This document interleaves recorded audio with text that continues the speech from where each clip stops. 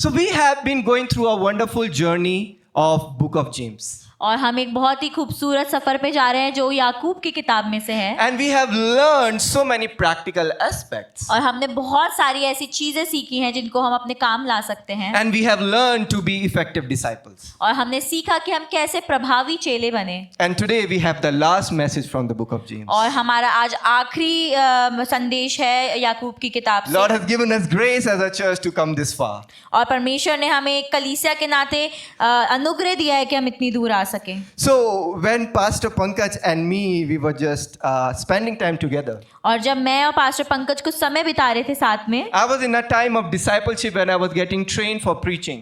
और जब मैं एक चेले बनने की प्रतिक्रिया में था और मैं सीख रहा था मैं कैसे समाचार दूंगा।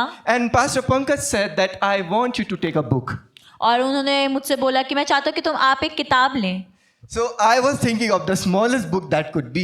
और मैंने सोचा सबसे छोटी किताब कौन सी होगी बाइबल में, Because going through a book is a very hard thing. क्योंकि एक पूरी किताब से होकर गुजरना बहुत ही मुश्किल काम है। So I thought, why should I take Philemon, Book of Philemon? तो मैंने सोचा कि मैं फिलेमोन की किताब ले लेता हूँ। Just one chapter. तो उसमें सिर्फ एक अध्याय है। So in that I finish both. I do the book and I do the preaching. और मैंने सोचा कि मैं एक ही बार में पूरी किताब खत्म कर दूंगा, मैं वो किताब भी पढ़ लूंगा और प्रचार भी हो जाएगा। But God has the different plan. पर परमेश्वर की योजनाएं अलग And हैं। in His will, it was that we should do the Book of James. और परमेश्वर की इच्छा ये थी कि मैं याकूब की किताब And you करूं। will be surprised. और आप लोग अचंभित होंगे It जान- was the same book that was going on in the church in Bangalore. और वही किताब थी जो बैंगलोर की चर्च में भी चल So रही we थी। are synced in the spirit. तो हम आत्मा में परमेश्वर के साथ एक साथ हैं। And today is the last message from the Book of James. और आज आखिरी प्रचार है याकूब की किताब से। So this morning, the title of my sermon is Being an Effective Disciple Part 2. और आज मेरे संदेश का शीर्षक है कैसे परमेश्वर का प्रभावी चेला बने, उसका दूसरा भाग। Jesus has called us to be disciples. और परमेश्वर ने हमें चेला होने के लिए बुलाया है, Not just an identity, और ना सिर्फ एक पहचान रखने को, but we have to walk in that identity. पर हमें उस पहचान में चलना भी है। And when you're walking in that identity, you need to make a change. और जब आप उस पहचान में चलते हैं तो आपको कुछ बदलाव लाना होता है। So we saw last time that there are do's and don'ts that we need to obey as disciples. और हमने पिछली बार देखा कि कुछ चीजें हमें करनी है और कुछ चीजें नहीं करनी है प्रभावी चेला बनने के So लिए। last Sunday we saw 3 don'ts. तो हमने पिछली बार देखे हमने 3 चीजें जो हमें नहीं करनी है। And we saw that we should not plan without God. और हमने पहली चीज देखी हमें योजनाएं नहीं बनानी है परमेश्वर के बिना, We should not misuse our riches. और ना ही हमें अपनी संपत्ति का गलत इस्तेमाल करना है, And we should not miscommunicate as disciples. और ना ही हमें गलत तरीके से एक दूसरे से वार्तालाप करनी है। This morning we are going to see 3 do's that we need to do as a disciple. और आज हम देखेंगे 3 चीजें जो आपको करनी है एक प्रभावी चेला होने के लिए। So this morning तो इस सुबह I want us to ponder over something. मैं चाहता हूं आप एक चीज पर मनन करें। How many of us go through suffering in our life? हम में से कितने हैं जो संघर्षों से गुजरते हैं? Can I see your hands? क्या मैं आपके हाथों को देख सकता हूँ? Almost all of us goes through suffering. और हम में से सब किसी ना किसी संघर्ष से गुजरते हैं। Is anyone walking on the bed of roses every day? क्या आप में से कोई है जो गुलाबों की रास्तों पे चल रहा है हर रोज? No, somewhere or the other we are walking on thorns. और कहीं ना कहीं हम लोग कांटों पे चल रहे हैं। That is the reality of life. और ये सच्चाई है जीवन की। Suffering is a part of life. और जो संघर्ष है वो हमारे जीवन का एक हिस्सा है। For some people it is a season. और कुछ लोगों के लिए ये सिर्फ एक सीजन है। For some people suffering is one time thing. और कुछ लोगों के लिए ये संघर्ष सिर्फ एक समय की बात है। But for some people suffering is like the air they breathe daily. पर कुछ लोगों के लिए संघर्ष ऐसा है जैसे वो सांस ले रहे हो उस हवा में हर रोज, And they have an unending pain and misery. और उनका जो कष्ट और दुख है वो खत्म ही नहीं होता। How many time are you smiling when you are suffering? और आप में से कितने हैं जो मुस्कुराते हैं जब आप किसी कष्ट से गुजर रहे When हो? you are going through suffering, all you hear is complaining. और जब भी आप कष्ट से गुजर रहे होते हैं आप हमेशा शिकायतें ही कर रहे होते Maybe हैं। if a stranger asks you, how are you? You will be like, yeah, I'm fine, and you'll be smiling. और शायद कोई अजनबी आपसे पूछे आप कैसे, तो आप मुस्कुरा के कहते हो हाँ मैं अच्छा हूँ। But the person who is closest to you पर जो इंसान आपके सबसे करीब है will see all the forms of complaining. वो आपके हर तरीके की शिकायत को देखेगा। Yes? हाँ, Because that is the reality of life. क्योंकि ये जीवन की सच्चाई है। We suffer. हम लोग संघर्ष करते And we हैं don't welcome suffering with open arms. और ना ही हम संघर्षों को हाथ खोल कर We- उसको लेते हैं। We always want to live a comfortable life. हम सब आराम का जीवन चाहते We हैं, always want good things in life. हम सिर्फ भली चीजें चाहते हैं अपनी But जीवन there's में, a lot of suffering. पर बहुत सारा संघर्ष और कष्ट है। For some people, suffering comes in the ways of thoughts. और कुछ लोगों के लिए संघर्ष उनके सोचने में आता है, They do a lot of overthinking. वो बहुत ज्यादा सोचते हैं। For some people, it comes as health issues. कुछ लोगों के लिए वो स्वास्थ्य की परेशानियों के साथ आता For है, some people, it comes that they have to live on a strict salary. और शायद कुछ लोगों को बहुत ही कम आमदनी में अपना जीवन गुजारना पड़ता है, Some people have very difficult relationships. और कुछ लोगों के रिश्ते बहुत ही ज्यादा मुश्किल होते हैं, Some people have gone through death.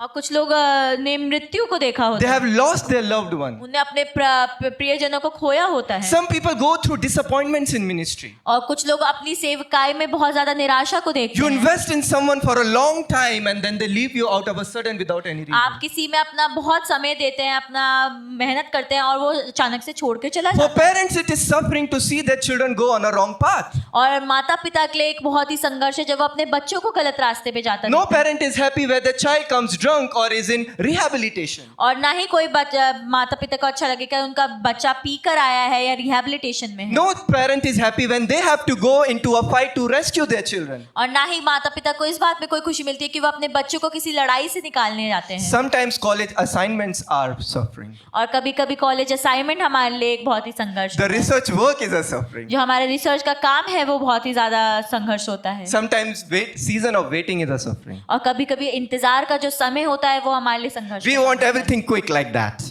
और हम हर एक चीज चुटकी में चाहते हैं, But season of waiting is a difficult time पर for जो us. इंतजार करने का समय होता है वो बहुत ही मुश्किल होता है। Sometimes finding a life partner is a suffering. और कभी कभी अब एक जीवन साथी ढूंढना बहुत ही बड़ा संघर्ष There होता are है, so many websites. और बहुत सारी वेबसाइट हैं, There are so many apps. बहुत सारे ऐप हैं, But which is the one? पर कौन है हमारे लिए? Lot of suffering. बहुत सारा संघर्ष। Sometimes coming to hope with unwashed vessels is a suffering. और कभी कभी घर आना और धुले हुए बर्तन ना, Vessels गंदे are in बर्तन, sink from 3 days. और 3 दिनों से हमारे सिंक में बर्तन हो, Lot of suffering. बहुत सारा संघर्ष होता है। Sometimes what to wear on Sunday is a suffering. कभी कभी संडे को क्या पहनना है वो संघर्ष होता I है, see that almost every week. और वो मैं हर हफ्ते देखता हूँ, I see my sister struggling with what she should wear. और मैं हर सब हफ्ते देखता हूँ मेरी बहन संघर्ष करती है मुझे क्या पहनना चाहिए, And me in the morning, I will take out one shirt and pant and come. और मैं सुबह बस अपना शर्ट पैंट निकालता और आ जाता हूँ। And it's not only the clothes that she needs to select, she has to select the matching earrings and the footwear too. और उसे सिर्फ कपड़े नहीं चुनने होते हैं, उसे उस मैचिंग अपना इयररिंग्स भी निकालना होता So है, women invest the time there. और जो औरतें हैं वो अपना समय वहां But लगाती for हैं, men, it is suffering. पर जो पुरुष है उनके लिए संघर्ष है। But when women do that, they look so beautiful. और जब स्त्रियां ये करती है तो बहुत खूबसूरत लगती Because है, they are supposed to look beautiful. क्योंकि उनको खूबसूरत दिखना है। Sometimes gaining weight by just smelling food is a suffering. और कभी कभी अपने वजन बढ़ जाना सिर्फ थोड़ा सा खा के वो You're एक always संघर्ष है। mindful what to eat, what not to. आप हमेशा सोचते हैं मुझे क्या खाना चाहिए क्या नहीं खाना चाहिए, Sometimes you want to do more for God, but you're not able to. और कभी कभी आप परमेश्वर के लिए बहुत कुछ करना चाहते हैं पर आप नहीं कर पाते। You have a good desire in your heart, आपके मन में एक अच्छी इच्छा है but we are not able to do पर anything. हम उसे कर नहीं पाते हैं, And this lot of suffering that we go through in और life. हम बहुत सारे संघर्ष और कष्टों से गुजरते हैं So जीवन as a में। disciple, what we should do in our suffering? तो एक चेला होने के नाते हमें क्या करना चाहिए अपने कष्टों में? James this morning is going to say that in your suffering you need to be patient. और याकूब इस सुबह आपसे कहना चाहता है कि अपने विपत्तियों में आपको धीरजवंत रहना है। Let's read from James chapter 5 verse 7 to 11 and I would request Jenny to read us. और हम याकूब 5 में से पढ़ेंगे 7 से 11 And और others we will follow in our Bibles, James chapter 5 verse 7 to 11.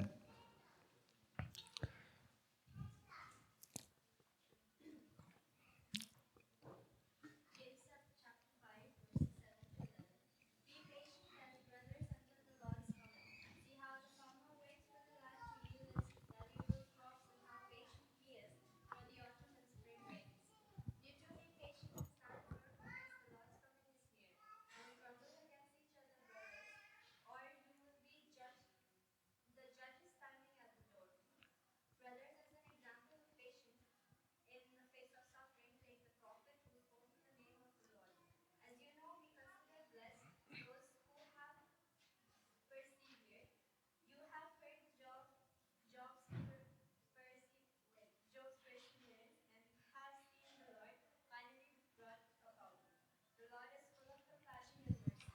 Amen. Amen. So this morning, James wants us as the disciples to be patient in our suffering. और इस सुबह याकूब चाहता है एक चेला न होने के नाते हम अपने कष्टों में धीरजवंत रहें। That is what we need to do as disciples. और ऐसा हमें करना है एक चेला होने के नाते। The letter of James was written to persecuted Christians. और जो याकूब की जो पत्री थी वो उन सताए जाने वाले मसीहों के लिए लिखी गई थी। And persecution is a time of suffering. और जो सताने का समय है वो बहुत ही संघर्ष का समय होता And है। in suffering, the normal and default setting that human has is that we need to run. और जब हम संघर्ष से गुजरते तो हमारा जो सामान्य जो प्रत्युत्तर होता है वो होता है कि हम भाग जाएं। We need to run from suffering. हमें भागना होता है बस अपने कष्टों But James is saying if you are a disciple of Jesus, in the face of suffering, you need to be patient. और याकूब ऐसा कहता है अगर आप पर मसीह के चेले हो तो आप संघर्ष के सामने धीरजवंत रहोगे। He says in the passage that stand firm and establish your hearts in the face of suffering. और वो ऐसा कहता है कि धीरजवंत रहो और अपने हृदय को दृढ़ रखो जब कोई भी विपत्ति आती है। So this morning, many of us is going to read scriptures, so please be awake.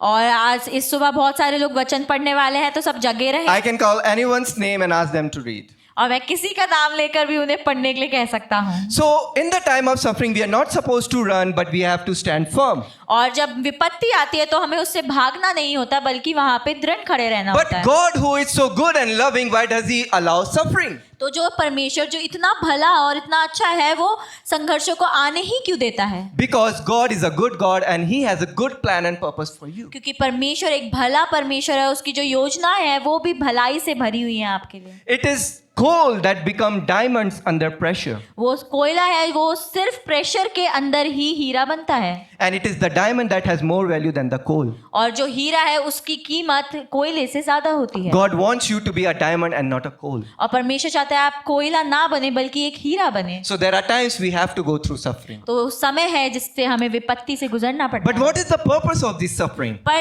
इस सब का उद्देश्य है क्या? Let's read Romans chapter 5 verse 3 to 5 and I would request Joanna to read the word. Romans chapter 5 verse 3 to 5 and we all will follow in our Bibles.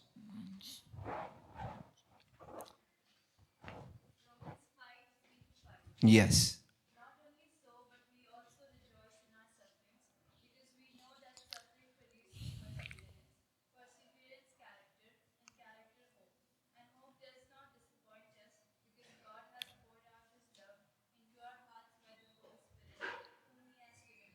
Amen. So you see, the purpose of the suffering is that it wants to produce in us a character of God.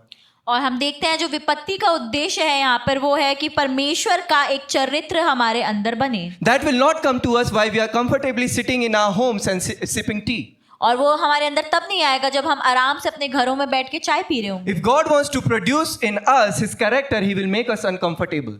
और जब परमेश्वर अपना चरित्र हमारे अंदर डालना चाहता है तो वो हमें आराम की स्थिति से निकाल And in देता that है। season of suffering, He will produce a character of love, a character of forgiveness, a character of mercy. और उस संघर्ष के समय में वो हमारे अंदर प्रेम का, माफ करने का, करुणा का चरित्र बनाता है। Because God wants us to be His very image. क्योंकि परमेश्वर चाहता है हम बिल्कुल उसके स्वरूप बन जाएं। So that's why God allows suffering sometimes. इसलिए परमेश्वर अनुमति देता है विपत्तियों को कई And bar. James is encouraging us that we need to be patient in the face of suffering. और यहाँ पे याकूब हमें उत्साहित करता है कि हमें धीरजवंत रहना है विपत्ति में। And he's also saying that we need to be an example of patience to others in suffering. और वो ऐसा भी कहता है कि हमें एक उदाहरण बनना है धीरजवंत होने का उस संघर्ष के समय में। So when you are going through a season of suffering, don't think about yourself. और जब आप एक विपत्ति के समय में जाए तो सिर्फ अपने बारे में ना सोचें। Think about the people who are going to get encouraged by seeing your lives. और पर उन लोगों के बारे में, उन जीवनों के बारे में सोचें जो उत्साहित होंगे आपके जीवन को देख। Because you are going to be example for them. क्योंकि आप एक उनके लिए एक उदाहरण बनेंगे। But why suffering becomes unbearable for us? पर कभी कभी जो विपत्ति है वो हमारे लिए सहने योग्य रहती नहीं है। Because in our suffering we focus on suffering rather than on the Lord's coming. क्योंकि हमारी विपत्तियों में हम विपत्तियों पे ध्यान देते हैं ना कि परमेश्वर पर। James says that be patient until the coming of the Lord. और यहाँ पे याकूब कहता है कि धीरजवंत रहे मसीह के आने तक। The second coming of Lord Jesus is hope for all disciples. और जो दूसरा आगमन है यीशु मसीह का वो सारे चेलों के लिए एक आशा है। So in the time of season of suffering, suffering, we need to focus that Jesus is going to come back. और उस समय में जब आप विपत्ति से गुजर रहे हैं, आप सोचे कि मसीह आने वाला है. And when we are focusing on Lord's coming more than the suffering, slowly that pain will start to go away. और जब हम मसीह के दूसरे आगमन पर ध्यान देते हैं, जब हम विपत्ति में होते हैं, तो हमारा जो दर्द होता है वो धीरे धीरे कम होने Because लगता है. that joy to meet the Savior once again will fill your heart. और क्योंकि वो जो आनंद है फिर से अपने उद्धारकर्ता से मिलने का, वो आपके हृदय को भर देगा. And the Lord will strengthen you. और फिर मसीह आपको सामर्थ्य देगा. Read with me Revelation chapter 21 and verse 4. और आप मेरे साथ पढ़ें प्रकाशित वाक्य 21 उसका 4. And I request Aditya to read for us. Revelation chapter 21 and verse 4.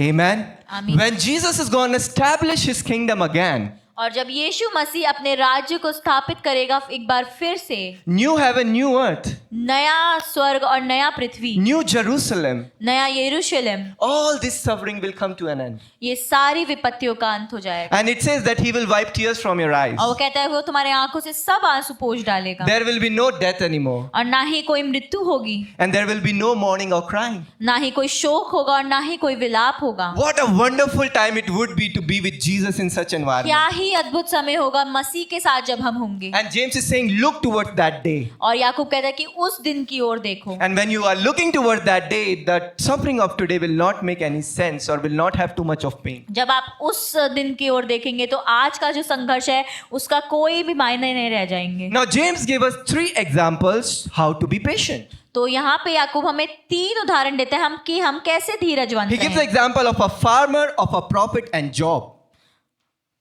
Ayub. वो एक किसान की, एक भविष्यवक्ता की और अय्यूब का उदाहरण देता है. He gives us 3 circumstances where we as disciples need to be patient. और वो हमें 3 उदाहरण देता है जहां हम एक चेला होने के नाते धीरजवंत रहना है. First is of a farmer. पहला है एक किसान का. What does it mean? तो इसका क्या अर्थ है? It means that the disciples need to be patient when circumstances are uncontrollable.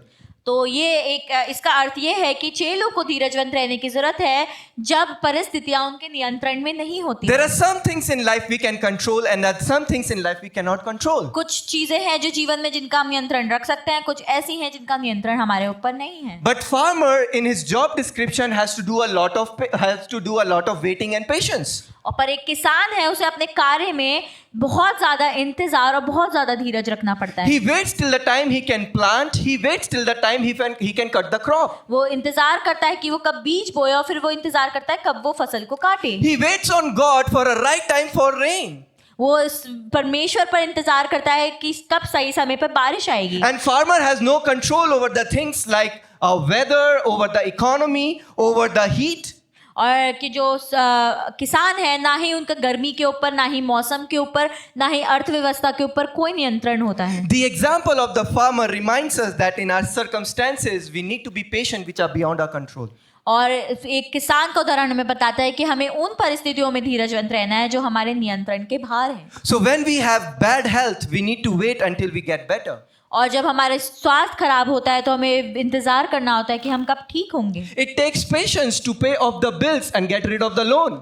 और धीरज लगता है जब हमें अपने सारे कर्ज चुकाने होते हैं. We need to be patient for God to give us a promotion. हमें धीरज रखना होता है जब परमेश्वर हमें एक प्रमोशन दे.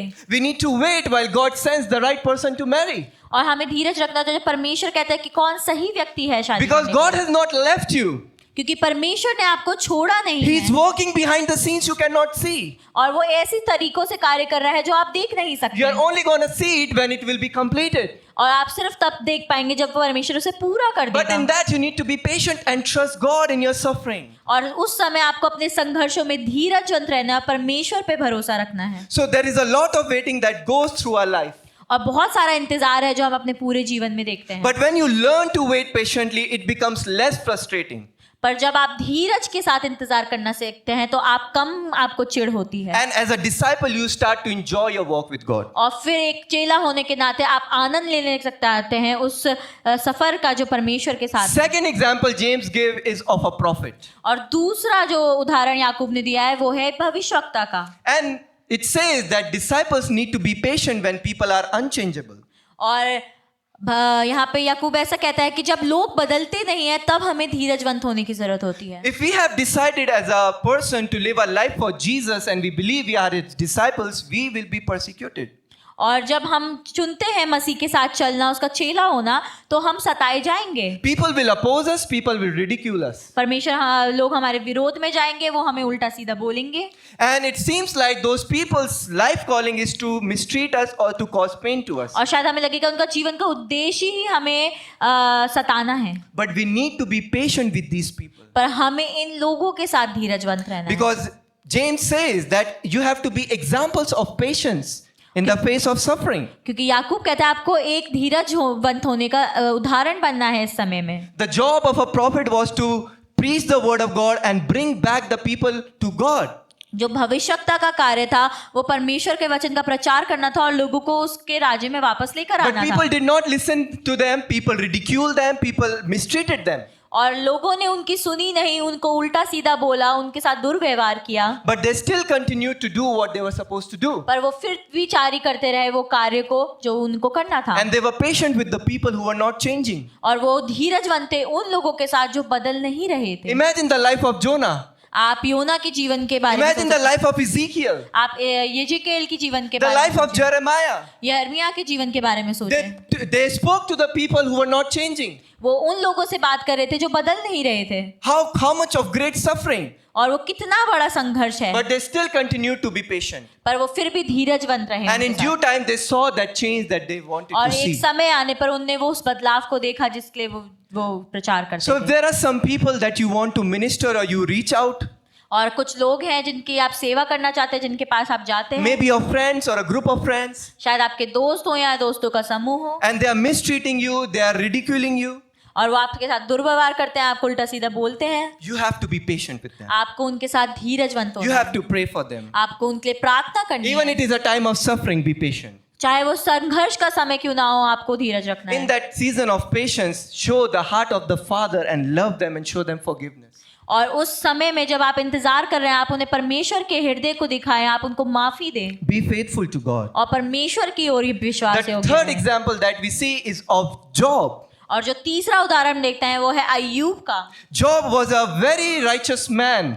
और जो अय्यूब था वो बहुत ही धार्मिक व्यक्ति था। So James is saying that as a disciples we need to be patient when problems are unexplainable. तो यहाँ पे याकूब कहता है जब एक चेला होने के नाते आपकी परिस्थिति समझाई भी ना जा सके, आपको धीरजवंत रहना। Job was in the will of God. याकूब परमेश्वर की इच्छा के अंदर He था। loved God. वो परमेश्वर से प्रेम A very करता था righteous man. और बहुत ही धार्मिक व्यक्ति But था। his suffering was something that cannot be explained. पर जो उसका संघर्ष था वो ऐसा था कि उसे बताया भी नहीं जा सकता था। He lost a great things. उसने बहुत सारी चीजें खो दी But he had no clue what was it happening to him. और उसे पता भी नहीं था उसके साथ ऐसा क्यों हो रहा है। Being a righteous man, एक धार्मिक व्यक्ति In होने the के will of नाते God. परमेश्वर की he इच्छा did में not होकर know why he's suffering. उसे नहीं पता था वो क्यों इस विपत्ति For में। 37 chapters of Job, God didn't say anything to Job. और 37 चैप्टर्स तक याकूब ने अय्यूब ने कुछ नहीं कहा His परमेश्वर wife told that curse God and die. और उसकी पत्नी कहती है कि परमेश्वर को श्राप दे और मर जा। His friends ridiculed him. उसके दोस्तों ने उसे उल्टा सीधा Said you बोला। are suffering because you have done a great sin. तो उसने बोला कि तूने बहुत बड़े पाप किए हैं इसलिए तू संघर्ष कर रहा है। And on top of that, God also did not reply. और उसके ऊपर परमेश्वर ने भी उसे कोई उत्तर ना दिया। In that midst of suffering, उस विपत्ति के बीच which was में, not changing, जो बदल नहीं रही थी which nobody can explain why it is happening. और ना कोई समझा सकता था उसके साथ वो क्यों We हो रहा need है। to learn as disciples the response from Job.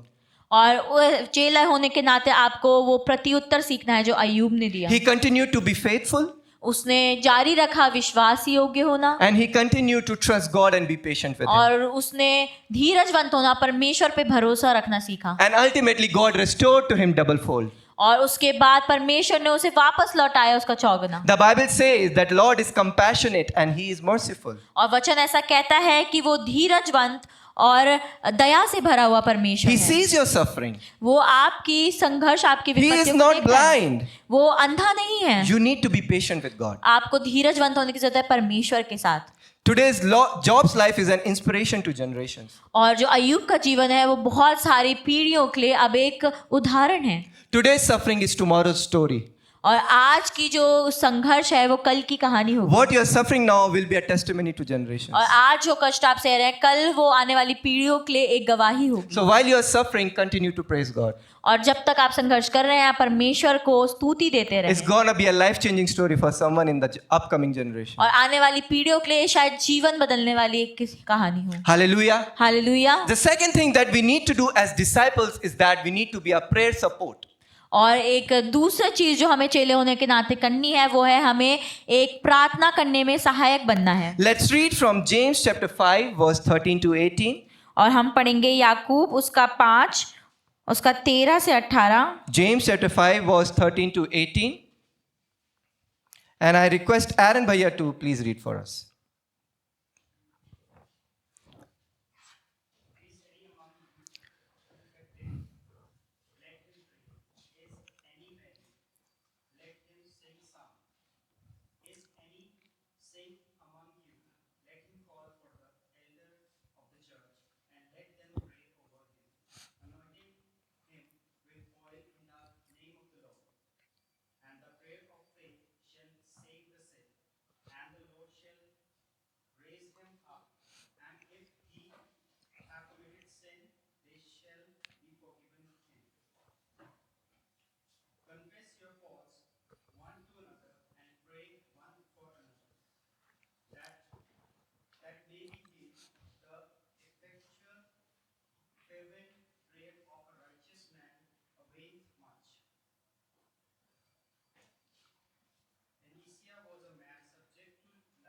Elijah.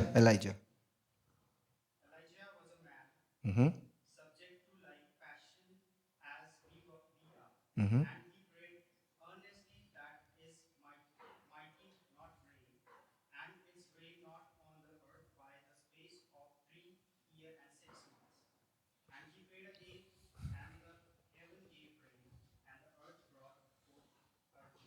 Amen. So James is calling us and he's saying if you want to be an effective disciple, you need to be a prayer support. और यहाँ पे याकूब कहता है कि अगर आपको एक प्रभावी चेला बनना है तो आपको एक प्रार्थना करने का सहायक बनना Prayer पड़ेगा। is the basic lifestyle of a disciple. और जो एक चेला है उसकी एक सामान्य जीवन शैली ही प्रार्थना And होती this है। morning I'm not going to tell you the foundations or the ways or the methods of prayer. और ना ही मैं इस समय आपको बताने वाला हूँ कैसे प्रार्थना करें, क्यों प्रार्थना करें, क्या बोलें, That is all we know. वो सब हम जानते हैं। But James wants us to be a prayer support for one another. और पर याकूब चाहता है कि हम एक दूसरे के लिए प्रार्थना करने में सहायक बनें। So we know that we go through a season of suffering. पर क्योंकि जब हम एक संघर्ष के समय से गुजरते हैं So what should be a disciple's response in a season of suffering? तो एक चेले का प्रत्युत्तर क्या होना चाहिए इंतजार के समय में? That is prayer. वो है प्रार्थना। If your fellow brethren or brother or sister in Christ is suffering, pray for them. अगर आपके साथ संगी जो मसीह में भाई बहन है अगर वो संघर्ष में कर रहे हैं तो आप प्रार्थना करें। But what we should pray for when we are in trouble? पर हमें क्या प्रार्थना करनी चाहिए जब हम संघर्षों में होते हैं? We can pray for the removal of the suffering क्या हम ये प्रार्थना करें कि विपत्ति हट जाए? if that is in God's will. अगर वो परमेश्वर की इच्छा में है तो। But if it's in God's will that we need to continue to suffer, we need to pray for endurance and strength. और पर अगर ये परमेश्वर की इच्छा है कि हम विपत्ति में ही रहे तो हमें धीरजवंत होने के लिए उनकी प्रार्थना करनी है। God may not always remove our source of suffering. और शायद परमेश्वर हमेशा हमारी जो संघर्ष है उसके स्रोत को नहीं हटाएगा। Because God wants a good thing to happen in us. क्योंकि परमेश्वर चाहता है कि हमारे अंदर वो भली चीज हो सके। Because suffering molds and shapes our character. क्योंकि जो विपत्तियां हैं वो हमारे को आकार देती है हमारे चरित्र को। And we all can say that it was when we hit the rock bottom we learned the way of life.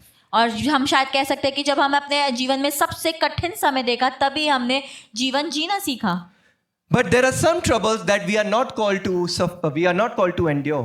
पर कुछ ऐसी विपत्तियां हैं जो परमेश्वर ने हमें सहने के लिए नहीं In बुलाया। God's good will for you, there are certain sufferings we should not go through. और परमेश्वर की अच्छी इच्छा में कुछ चीजें हैं जिससे हमें नहीं गुजरना चाहिए। For example, sexual abuse, और वो है शायद शोषण होना, verbal abuse, या मुंह के द्वारा किसी domestic का- violence. या घर में मारपीट। This is not God's will for you to suffer. परमेश्वर की वो इच्छा नहीं है कि आप सहें। So we cannot have a misconception that because God wants me to suffer, I can suffer all things. और इसलिए हमारे अंदर गलत फहमी नहीं होनी चाहिए कि परमेश्वर ने कहा है कि हर चीज सह लो तो हम सब कुछ सह We लें। need to ask for discernment from God in this season of suffering. Is it that you want me to go through, or it is something that I need to get out? It's not my cup of tea. और परमेश्वर से आपको परखने की आत्मा मांगनी है कि क्या मैं इस विपत्ति से जाता रहूं या आप चाहते हैं कि मैं इससे निकलूं, Because God is watching your lives. क्योंकि परमेश्वर आपके जीवन को देख रहा And है He will not let you suffer alone. और वो नहीं चाहेगा कि आप अकेले उससे गुजरते रहें। He has promised that He is with you in the time of suffering. और वो ऐसा बताता है कि वो आपके साथ है उस मुश्किल के समय। Let's read 1 Peter chapter 5 verse 10. हम पहला पत्रस उसका 5 और 10 पढ़ेंगे। I would request Unnati to read for us. 1 Peter chapter 5 verse 10. पहला पत्रस 5 उसका 10।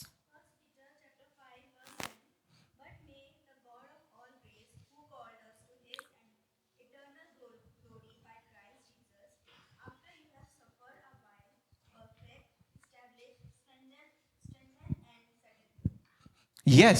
So that is who God is. After you have gone through a season of suffering, God Himself will come and restore you and strengthen you. और यही परमेश्वर की इच्छा है कि जब आप एक विपत्ति के एक संघर्ष के समय से गुजर चुके होते हैं, परमेश्वर खुद आके आपको वापस सिद्ध और स्थिर करता है। So in season of suffering, we need to be a prayer support for one another. तो उस मुश्किल के समय में एक दूसरे के लिए हमें एक प्रार्थना करने का सहायक बनना है। In the times when there are physical illness or emotional sickness, or there is spiritual sickness, और उन समय में जब आप शारीरिक तरीके से रोगी हो या आत्मिक तौर से रोगी हो या मानसिक तौर से रोगी हो, James says that you need to call the elders of the church. आप याकूब कहता है कि आपको पुरखों को बुलाना है अपनी कलीसिया के। The elders of the church are the spiritually strong ones in your church. और जो अगुवाएं हैं आपके कलीसिया के, वो आत्मिक रूप से और ज्यादा सामर्थी हैं। So we need to call the elders so they can come and pray for you, they can come and support you and strengthen you. और आपको उनको बुलाने की जरूरत है कि वो आपके लिए प्रार्थना कर सके और वो आपकी सहायता कर सके। In your season of suffering, you want the elders of the church to be with you and to support you and to pray for you. और आप उस मुश्किल के समय में चाहेंगे कि जो आपके कलीसिया के अगुवा या पुरख हैं वो आपके साथ खड़े रहें। Notice here, James is saying that you need to call them, you should not wait for them to call you. और ये ध्यान रखें, याकूब ऐसा कहते हैं कि आपको उनको बुलाना, ना कि आपको इंतजार करना है कि वो आपको बुलाएं। Sometimes in this current generation, we as Christians are becoming consumeristic Christians. और हम ऐसे समय में हैं जहाँ पे हम बिल्कुल एक लेने वाले मसीही बन रहे हैं। I need to receive, they need to come to me. Who am I that I will call? और कि मुझे चाहिए और वो कौन है कि मैं उन्हें बुलाऊं। The word of God says we need to call the elders. और वचन ऐसा कहता है कि हमें अगुवाओं को बुलाने की जरूरत Don't wait for them to call you. ना कि आप इंतजार करें कि वो आपको बुलाएं। If you are in that place of suffering, call them. अगर आप उस संघर्ष कष्ट की जगह पे हैं, उन्हें बुलाएं। And when the elders will come, they will pray with you. और जब वो आपके लिए आते हैं, वो आपके लिए प्रार्थना करेंगे। They will pray in faith, trusting the Lord for your healing and for the restoration वो that you विश्वास need in में life. प्रार्थना करेंगे, इस विश्वास के साथ कि परमेश्वर आपको चंगा करेगा। And the Bible says the effective fervent prayer of a righteous man avails much. और वचन ऐसा कहते हैं एक धर्मी व्यक्ति की प्रार्थना और बहुत ज्यादा सफल होती है। So their prayer will do a work of God in your life. तो उनकी प्रार्थना वो कार्य करेगी परमेश्वर का आपके जीवन में। Because in the seasons of suffering, we reach at a place that we are very far from God. और क्योंकि हम अपने संघर्षों के समय में एक जगह पे आते हैं जहाँ हम परमेश्वर से बहुत दूर हो जाते Even if हैं। God wants to speak to you or minister you, we are not at that place to receive from Him. और शायद परमेश्वर उस टाइम आपसे कुछ बोलना चाहते हो, पर आप उस जगह पर नहीं होते कि आप उससे वो ग्रहण कर But when सकें। the elders of the church are with you, they speak the heart of God to you, they minister to you and strengthen you. जब कलीसिया के अगुवा या पुरखा आपके साथ होते हैं, वो परमेश्वर का हृदय आपके बोलते हैं, आपको बताते हैं। And the word says the elder of the church are not only just to pray, but they need to provide the appropriate medical aid. बल्कि यहाँ पे वचन ऐसे कहते हैं वो सिर्फ आपके प्रार्थना ना करे, बल्कि जो सही तरीका होता है मदद करने का वो भी करें। Because that was what prevalent in that time, anointing with the oil in the time of sickness. क्योंकि उस समय पे ऐसा होता था कि वो अभिषेक करते थे तेल के द्वारा उनकी बीमारी के समय में। Doctors were not so common. उस टाइम पे डॉक्टर नहीं थे। So elders have to come and anoint with oil and make sure that they receive a proper medical aid. तो पुरखों का आकर ओ तेल से उन्हें अभिषेक करने की जरूरत थी कि उन्हें सही मदद मिल सके। For emotional and spiritual sickness, they give them proper spiritual advice and assistance. और आत्मिक और मानसिक रोग के लिए वो सही सलाह देते थे उन्हें आत्मिक तौर से। Then James says, therefore confess your sins to each other and pray for each other so that you may be healed. और यहाँ पे याकूब ऐसा कहता है, इसलिए आपस में एक दूसरे के पापों को मान लो और एक दूसरे के लिए प्रार्थना करो जिससे तुम चंगे हो जाओ। So James is saying, don't wait until you hit the rock bottom.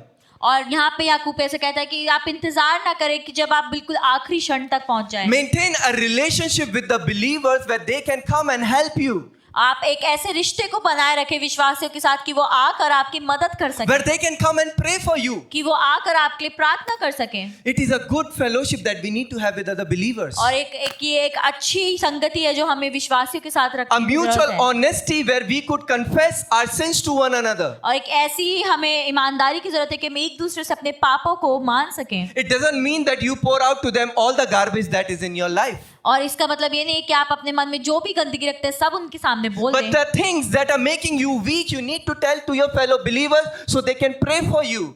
और जो चीजों से आप संघर्ष कर रहे हैं वो आपको अपने साथी विश्वासियों से बोलनी है कि वो आपकी मदद कर सकें। Because sin wants you alone. क्योंकि पाप चाहता है कि आप अकेले रहें। The sin wants to isolate you. क्योंकि पाप चाहता है कि आप अकेलेपन में रहें। The sin wants that nobody should know what you are going through. और पाप चाहता है कि कोई ना जान सके कि आप किस चीज से गुजर And रहे in हैं। the time when you are alone, that's where the devil gets you. और जब आप उस समय में अकेले होते हैं तभी शैतान आपको पकड़ लेता है। And now you are thinking, how did I reach to this point? और आप सोचते हैं कि मैं इस समय तक कैसे पहुंचा, Because the sin was hidden. क्योंकि वो पाप छुपा हुआ था। So as long as it's private and secret, you can nurse that sin. और जब तक वो आपसे वो गुप्त में रहेगा, छुपा रहेगा, तब तक वो बढ़ता रहेगा। But God wants to expose it and God wants to deal with it. पर परमेश्वर चाहता है कि वो खुले में आए, परमेश्वर उससे चंगाई दे सके। God wants that the people who love you, your fellow disciples, they should know what you're going through so they can pray for you and strengthen you. और आपके साथी चेले जो है परमेश्वर चाहता है कि वो जाने और वो आपके लिए प्रार्थना कर सके इस So समय में। confess.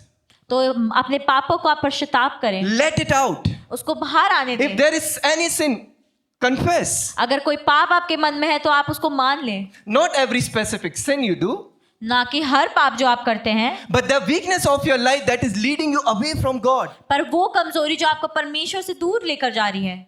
Confess your sins. अपने पापों को मान लें। And when you confess your sins to one other believer, और जब आप एक दूसरे से अपने पापों को मान लेते you हैं open yourself for forgiveness and help. और अपने आप को खोलते हैं आप माफी के लिए और मदद के लिए।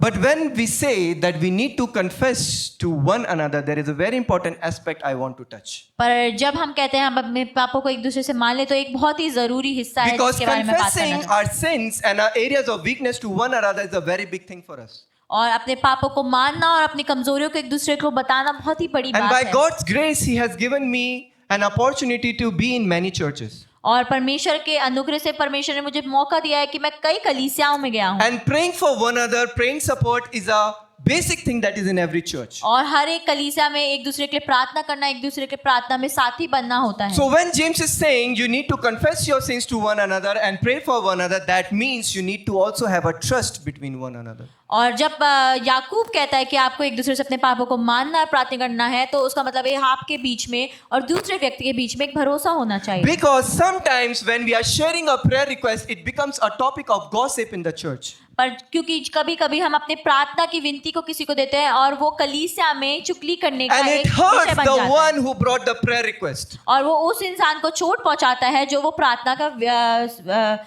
विनती लेकर आया था। We as a disciples need to be trustworthy to one another. और एक कलीसिया के एक मसीही होने के नाते हमें एक दूसरे के लिए विश्वास योग्य बनना So है। if you're struggling with that area of trusting another, the disciple, go to the elders of your church, to the leadership of your और church. अगर आप संघर्ष करते हैं विश्वास करने में अपने साथी मसीहियों को तो आप अपने कलीसिया के अगुवाओं के या पुरखों के पास जा सकते हैं। Don't deal with it alone till the time you hit the rock bottom. और आप अकेले उससे संघर्ष ना करते रहे जब तक आप बिल्कुल अंत तक ना पहुंच जाएं। We as a church needs to be a trustworthy church. और एक कलीसिया होने के नाते हमें एक विश्वास योग्य कलीसिया A बनना है। trustworthy disciple. हमें विश्वास योग्य चेला बनना है। Not everyone carries the same burden as you.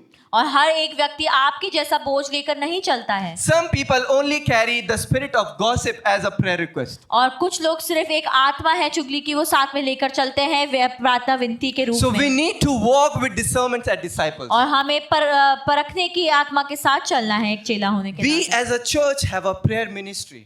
और हम एक कलीसिया होने के नाते हमारी प्रार्थना की सेवकाई हमें दी गई है। And that is a safe, trustworthy environment और वो होता है जब एक सुरक्षित और एक भरोसेमंद वातावरण होता है where you can come and share all those weaknesses you are going in life. और जब आप आके बांट सकते हैं उन सारे कमजोरियों को जिसके द्वारा आप अपने जीवन में चल रहे हैं। So let us as a disciples be trustworthy for one another तो एक चेला होने के नाते हमें एक दूसरे के लिए विश्वास योग्य बनना है and be a prayer support that God has called us to be. और हमें एक प्रार्थना होने का सहायक बनना है जो हमें परमेश्वर ने बनने के लिए बुलाया है। The third thing is, as disciples, we need to be a person who reconcile others.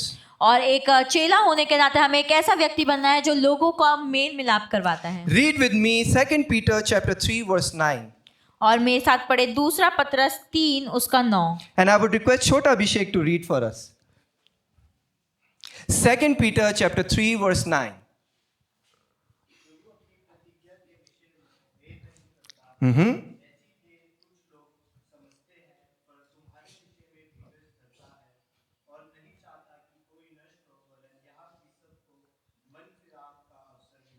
Amen. So it is in God's heart that everyone should be saved. They should come to repentance. और परमेश्वर का ये हृदय है कि सब मन फिराव करें और सब पश्चाताप करें। So we as the disciples need to make sure that we do that ministry for him. और एक कलीसिया एक चेला होने के नाते ये हमारा कार्य है कि हम उस सेवकाई को करें परमेश्वर की। Reconcile those who are lost. उन लोगों को वापस मेल मिलाप करवाएं जो खोए हुए हैं। Read with me James chapter 5 verse 19 to 20. और मेरे साथ पढ़े याकूब उसका 19 to 20. James chapter 5 verse 19 to 20. याकूब 5 उसका 19 और 20। And I request Deepak Bhaiya to please read for us.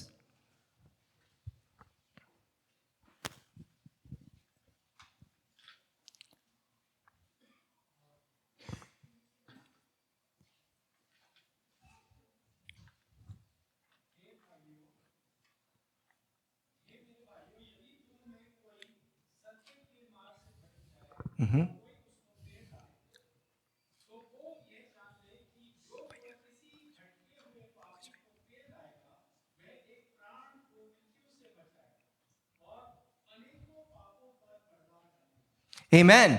So we as a disciples are called to reconcile others to God. और एक चेला होने के नाते परमेश्वर ने हमें बुलाया है कि हम दूसरों को परमेश्वर से मेल मिलाप करवा दें। We need to bring back people who have wandered from the truth.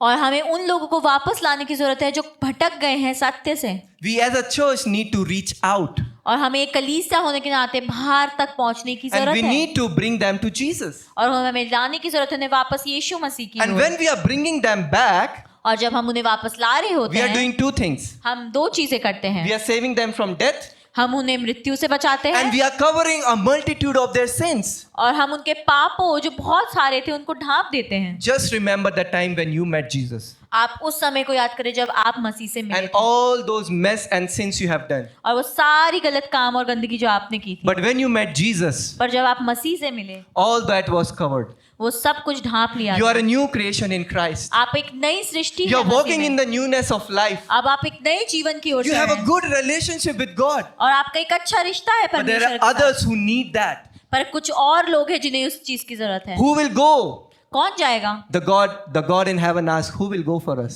और जो परमेश्वर स्वर्ग में वो हमसे पूछता है कि कौन जाएगा उन तक? Is the answer, Lord, I will go, send me. और क्या वो जवाब ये है परमेश्वर मैं जाऊंगा मुझे भेजिए? Because we need to go out and bring them back. क्योंकि हमें जाकर उन्हें वापस लाने की जरूरत है। They have wandered from the truth. वो सत्य से भटक गए हैं। There are two truths here. यहाँ पे दो सत्य हैं। One truth is, पहला सत्य ये है there are one kind of people who have wandered from the truth of the gospel. कुछ वो है जो सुसमाचार के सत्य से भटक गए The हैं। unbelievers, and we need to reach out to them. वो अंधविश्वासी और हमें उन तक पहुंचने की जरूरत है। And the second kind of people are who have wandered from the truth of God's word. और जो दूसरे तरीके के लोग हैं वो है परमेश्वर के वचन के सत्य से जो भटक They गए are the people who have backslidden. और वो लोग हैं जो वापस परमेश्वर से लौट They गए are in apostasy. और वो शायद गलत तरीके की चीजों पे and they विश्वास are कर रहे हैं about to give up on their faith. और वो अपने विश्वास को खोने की स्थिति में हैं There are Christians like that in today's world. और ऐसे मसीही हैं आज की दुनिया में। But why they have given up on their faith? पर क्यों उन्होंने हार मान ली है अपने Why are विश्वास they में? backsliding? क्यों वो वापस मुड़ गए हैं? The answer is hurt and disappointment. और वो है चोट और निराशा। They are hurt and disappointed. वो चोट खाए हुए हैं और वो निराशा से They भरे have हैं। seen two-faced Christians. उन्होंने दोगले मसीहियों को देखा They है have seen people taking advantage of them in the name of Jesus. और उन्होंने देखा है कि लोग उनका फायदा उठाते हैं यीशु मसीह के नाम They have पर। been abused in the name of Jesus. वो यीशु मसीह के नाम में उनके साथ दुर्व्यवहार They हुआ have है seen people who are not the right model and the right image of Jesus. और उन्हें देखा है जो सही तरीके से सही स्वरूप And that नहीं है has मसीह hurt के। them. और उस चीज ने उनको चोट That पहुंचाया has है disappointed them. उस चीज ने उन्हें निराशा से भरा And है that's why many churches are empty today. और इसलिए कई कलीसियां आज भी खाली हैं Because disciples failed to be the exact image of Jesus. क्योंकि चेले असफल रहे बिल्कुल मसीह के स्वरूप में बनने से। There was a season in my life where I was praying to God.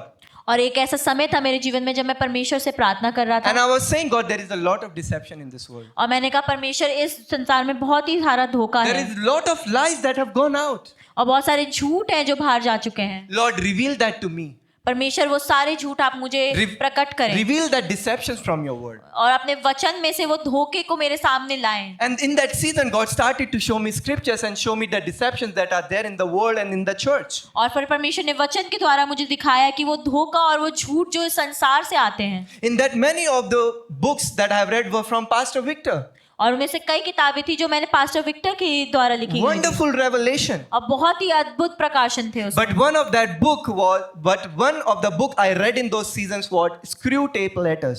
पर एक किताब जो मैंने उस समय में पढ़ी थी वो थी screw tape It letter. was the answer to my prayer. वो मेरे प्रार्थना का उत्तर था Pastor Pankaj gave me that book. और पास्टर पंकज ने मुझे वो किताब दी थी But the moment I start reading that book, और जो क्षण मैंने वो किताब पढ़नी शुरू I की saw more deceptions. और मैंने देखा कितना धोखा है इस दुनिया में। Screw Tape Letter is a book that is written by a senior demon to a junior demon. और जो एक ये किताब है वो एक उच्च स्तर के जो शैतान Demon. दुष्ट आत्मा है उसको एक नीचे स्तर के दुष्ट आत्मा को लिखी गई है That senior demon is the uncle of the junior demon. और वो जो उच्च स्तर का जो दुष्ट आत्मा है वो उसका अंकल है And this uncle is discipling this junior demon how you need to work in the kingdom of darkness. और वो जो अंकल है वो अपने भांजे को सिखाता है कि कैसे तुम्हें अंधकार के राज्य में कार्य करना है। And one of the strategies that he tells his nephew blew my mind. और एक तरीका एक स्ट्रेटजी जो उसने अपने भांजे को बताई उसने तो मेरे होश उड़ा दिए। He said, if you can get succeeded in thinking Christians that there are saints in the church, you have done effective work. अगर तुमने ये सोचने में मजबूर कर दिया मसीहियों को कि सब संत हैं कलीसिया में तो तुमने अपना कार्य कर दिया। That is one of the greatest strategy and a deception in church today. और ये सबसे बड़ा धोखा और स्ट्रैटेजी है आजकल की कलीसिया में। The moment we enter church, we think that every one single of one of them is saint. और जैसे ही हम कलीसिया में कदम रखते हैं हम सोचते हैं हर एक इंसान यहाँ पे संत है। Every one of them have arrived, they have come to the full maturity of Christ and they are there in the Holy of Holies. कि सब परमेश्वर के करीब आ सके हैं, सब पूरी परिपक्वता के साथ पवित्र बन चुके हैं। But they fail to realize that church is not a synagogue for saints, but the hospital for sinners. पर वो ये सोचना भूल जाते हैं कि ये कोई मंदिर नहीं है संतों के लिए बल्कि ये एक अस्पताल है पापियों के लिए। They live with that unrealistic expectations, and when that expectations break or hurt, it causes them hurt. और वो इस झूठी उपेक्षा के साथ जीते हैं और जब वो उपेक्षा छिन जाती है तो वो चोट खा लेते हैं। Church is not a synagogue for saints, but a hospital for sinners. और ये कोई मंदिर नहीं है पवित्र लोगों के लिए बल्कि ये अस्पताल है पापियों के लिए। And when these expectations get broken, they get hurt. और जब उनकी ये सारी अपेक्षाएं टूट जाती है तो वो चोट खा जाते हैं। And when they get hurt, they wander from church to church, finding that spiritually mature church. और फिर जब वो इससे भटक जाते हैं तो वो एक कलीसिया से दूसरी कलीसिया जाते हैं कि ढूंढते हैं कि कहाँ सारे परिपक्व लोग हैं। Only to get hurt again and again. और फिर वो बार बार वो चोटिल होते हैं। But there is no church that exists like that.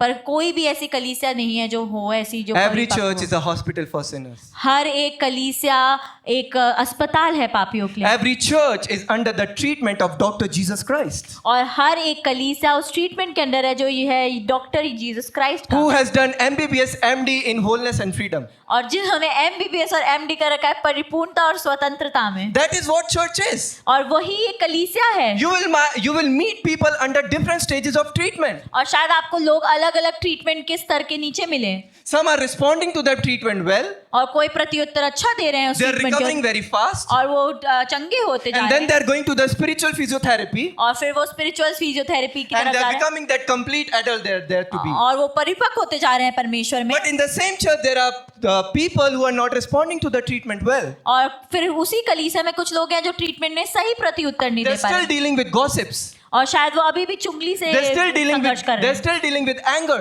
और वो शायद अभी भी क्रोध से संघर्ष Some कर रहे might be हैं, dealing with lust. और शायद वास्ता से कुछ लोग संघर्ष कर रहे And हैं, when you see their media posts, you are broken and you are hurt. और शायद आप उनकी सोशल मीडिया का पोस्ट देख के टूट जाते हैं और आपको चोट लगती है, Because one of that person might be standing on stage and preaching. और शायद उनमें से कोई व्यक्ति आगे खड़े होकर प्रचार कर रहा And है, our expectations get hurt. और हमारी उपेक्षाएं चोटिल होती हैं, And then at term, what happens? We wander from the truth and from Christ. और फिर क्या होता है, हम भटक जाते हैं सत्य से और मसीह से, Because the reality, church is a hospital for sinners. क्योंकि सच्चाई ये है कि एक कलीसिया अस्पताल है पापियों के लिए। So, in this time, when you're dealing with these people, और इस समय में जब आप इन लोगों के साथ कार्य कर रहे हो, either they are unbelievers who have not heard the gospel, शायद वो अविश्वासी हो जिन्होंने अभी सुसमाचार सुना भी ना हो, or they are from church who have given up on faith. और शायद वो ऐसी कलीसिया से हो जिन्होंने विश्वास पे हार मान ली हो। The first thing that you do is not speak scriptures to them. पहली चीज जो आपको नहीं करनी है वो है आपको वचन नहीं बताने हैं। The people from the church already know scriptures. जो लोग कलीसिया से हैं उन्हें पहले से ही वचन They पता are है, already hurt. उन्होंने पहले सब कुछ सुन The रखा more है, you tell about Christ, the more they'll get hurt. और जितना आप उन्हें मसीह के बारे में बताते हैं आप और चोटिल करते हैं। What you can do आप क्या कर सकते is हैं, to love them with the love of Jesus. तो आपको उनसे प्रेम रखना है मसीह के प्रेम की तरह, Have fellowship with them. उनके साथ संगति रखनी है, Be for them. उनके लिए होना है वहां Pray पर, for them. उनके लिए प्रार्थना And करनी in है, due seasons, God will open their hearts. और एक समय ऐसा आएगा परमेश्वर उनके हृदय को खोल देगा। God will give you discernment when you need to speak scriptures to them. परमेश्वर आपको परख देगा कि कब आपको वचन से बोलना है, And eventually, you will find them coming back to the cross. और फिर एक समय ऐसा आएगा आप उन्हें वापस क्रूस की ओर आते You will देखेंगे, find them coming back to Jesus. आप उन्हें वापस मसीह में आते And देखेंगे, they will be singing, और वो गीत गा रहे होंगे, Amazing grace, how sweet the sound. Join with me. That saved a wretch like me. I once was lost, but now I'm found. Was blind, but now I see. You will see that when you do the ministry of reconciliation. और जब आप इस सेवकाई को करते हैं mail मिलाप की, यीशु बुलाता तुम्हें, यीशु बुलाता तुम्हें, बड़ी चाहत से तुमको बाहों में लेने, यीशु बुलाता तुम्हें, बड़ी चाहत से तुमको बाहों में लेने, यीशु बुलाता तुम्हें. This morning Jesus calls you to be his disciples. और इस सुबह मसीह आपको बुलाता है कि आप उसके चेले He बने। doesn't call you to be a Christian. वो सिर्फ आपको एक मसीही होने के लिए नहीं बुलाता, He wants you to go out into the world and make disciples. और वो चाहता है कि आप संसार में जाएं और चेले बनाएं, He wants you to teach them to obey all that Jesus has taught you. और वो चाहता है कि आप उन सबको वो सारी आज्ञाएं सिखाएं जो आपको मसीह ने He सिखाई, wants you to be his true witness in this और वो society. चाहता है कि आप एक सच्चे गवाह बने इस समाज में उसके। Jesus calls you by your name today. और यीशु मसीह आपको अपने नाम से बुलाता है। Will you be his disciples? क्या आप उसके चेले बनेंगे? His grace is sufficient for us. और उसका अनुग्रह आपके लिए काफी है। And this is my prayer. और ये मेरी प्रार्थना है that through the book of James, और ये याकूब की किताब के you all द्वारा continue to be strengthened to be his disciples कि आप लोग जारी रखें और सामर्थ पाएं उसके चेला बनने and में bring his kingdom upon this earth. और आप उसके राज्य को इस पृथ्वी पर ला सकें। God bless you all. परमेश्वर आपको आशीषित दे।